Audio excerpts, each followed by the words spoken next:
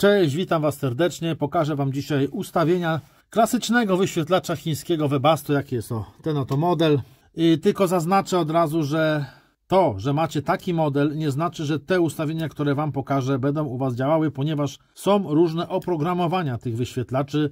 U niektórych jest tak, że jest możliwość tylko na przykład regulacji stopni grzania, nie możecie wejść w menu serwisowe. No jak jest u Was taka sytuacja, no to niestety, ale no nic nie zrobicie, po prostu macie taki wyświetlacz z takim oprogramowaniem.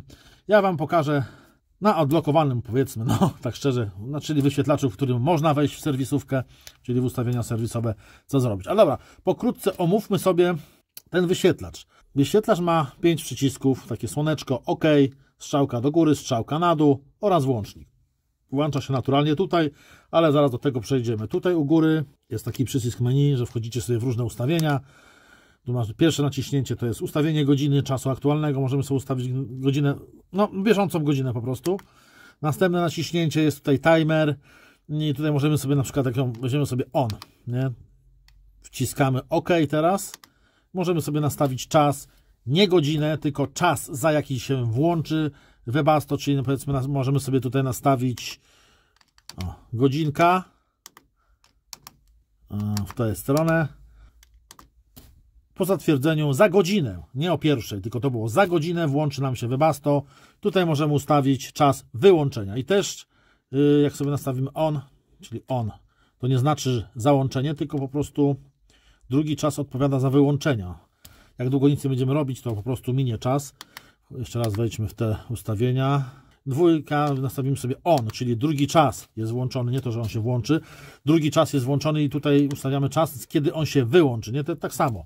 Nie nastawiamy konkretnej godziny, tylko za jaki czas ma się wyłączyć Webasto. Jak chcemy zrezygnować z odliczania, to po prostu wyłączamy tą czasówkę. I tu też wyłączamy czasówkę na drugim z tym, na dwójce. I tutaj właśnie wchodzimy w menu serwisowe. Za chwilę do tego dojdziemy. Naciśnięcie ponownie pokazuje nam ekran startowy. Tutaj powinna być godzina. Jakbym nastawił teraz godzinę, to wyświetli nam się po prostu godzina. Następny przycisk OK. Tutaj sobie możemy zmieniać informacje wyświetlane. Tutaj generalnie tam, gdzie są te czerwone cyfry. Jedno naciśnięcie pokazuje nam aktualną temperaturę teraz panującą właśnie tu w samochodzie. 4 stopnie jest, no ciepło nie jest. Następne naciśnięcie pokazuje nam częstotliwość paliwa, czyli tutaj możemy sobie sterować, znaczy tu w ogóle możemy, cały czas możemy sterować, tylko po prostu ta informacja będzie to się wyświetlała stale, jeżeli ją zostawimy. To jest częstotliwość podawania paliwa przez pompkę, czyli no, wydajność waszego ogrzewania, czyli częstotliwość podawania paliwa lub poprzez temperaturę, zaraz do tego dojdę. Następne naciśnięcie pokazuje nam stan akumulatora, jaki jest. W tej chwili mam 11,9 V. No i następne kody błędów pokazuje, nie mamy żadnych błędów. Jeżeli będziecie mieć to właśnie tym przyciskiem, możecie lecieć do E. Błędy Wam pokażę. Kolejne naciśnięcie powraca do pierwotnego stanu. Przycisk góra, dół. Teraz możemy sobie zmieniać moc pompki, jak widzicie. W hercach jest podawana ta wartość. Ja mam ustawione na minimum w tej chwili 1,2. Domyślnie jest ustawione 1,7 na 5,5 zdaje się na maksa. Na maksa u mnie jest 4. Zaraz pokażę Wam, jak zmienić te wartości w serwisówce. Mocą sterować możemy poprzez podawanie pompki albo przez temperaturę.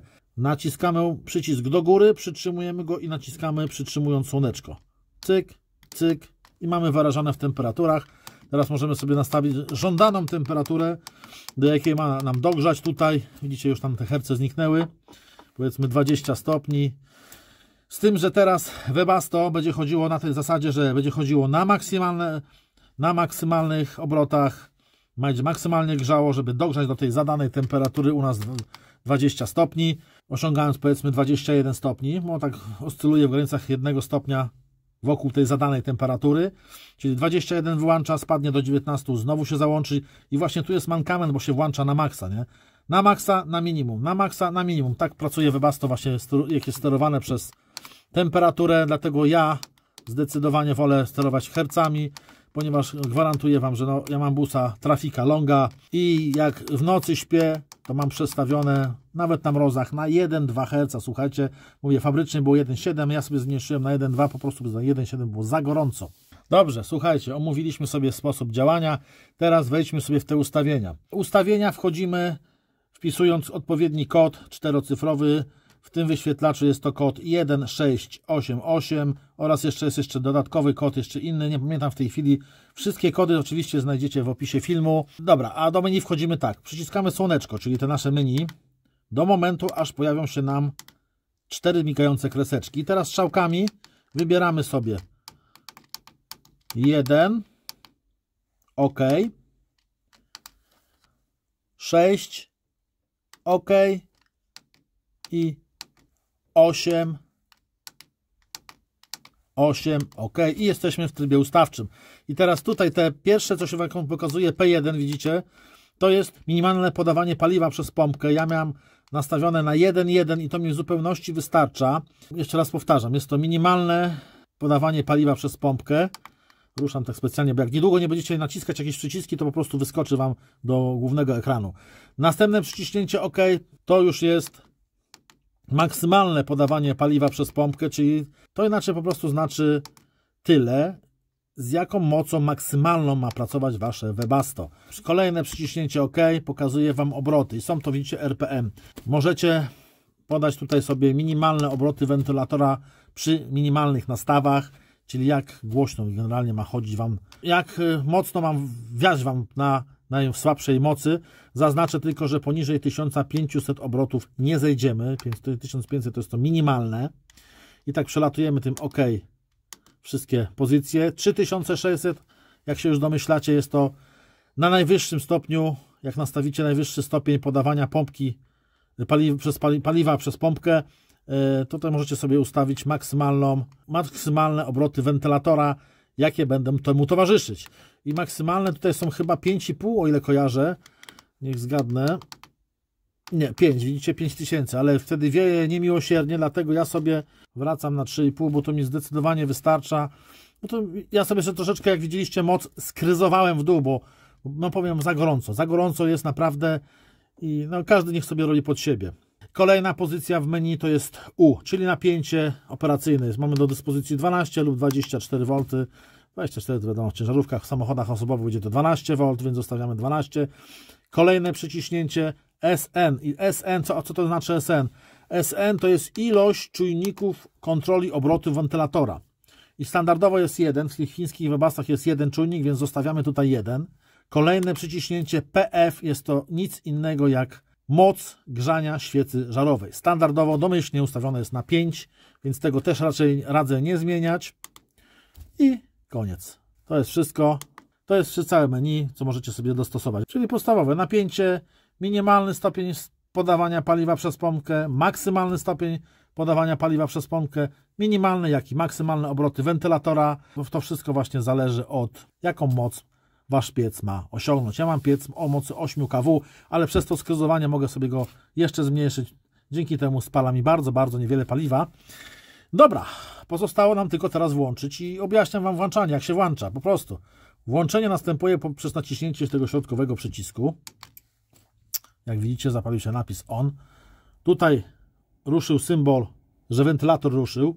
Zapaliła się tutaj taka czerwona, widzicie? O, taki czerwony znacznik.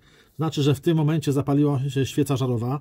Znaczy odpaliła świeca żarowa, która się grzeje. Tutaj macie symbol, że układ zasysania powietrza oraz wydalania tego powietrza działa na razie prawidłowo. Czekamy, aż świeca się zagrzeje.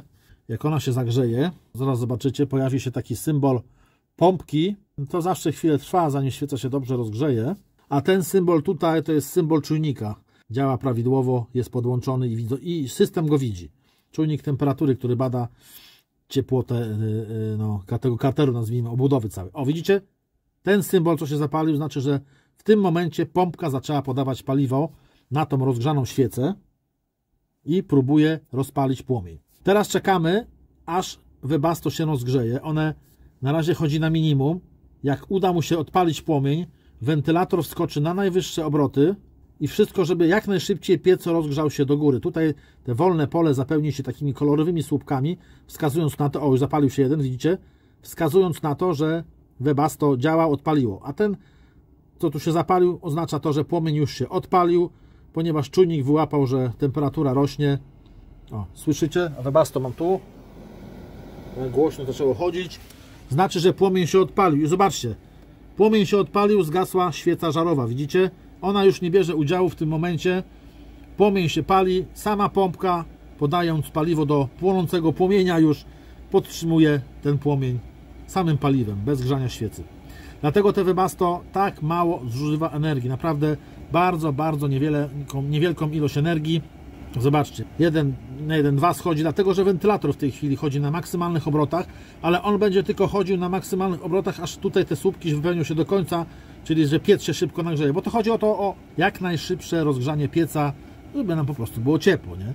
I gdy wejdzie na najwyższy stopień, wtedy przeskoczy na zadaną tutaj wartość.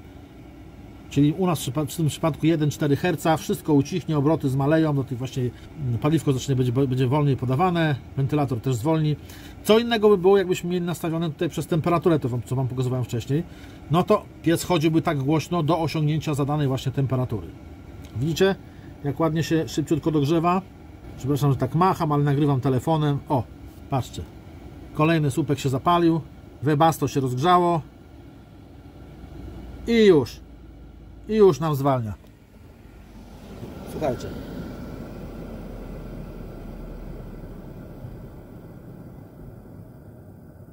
Cyk. Już się cicho robi.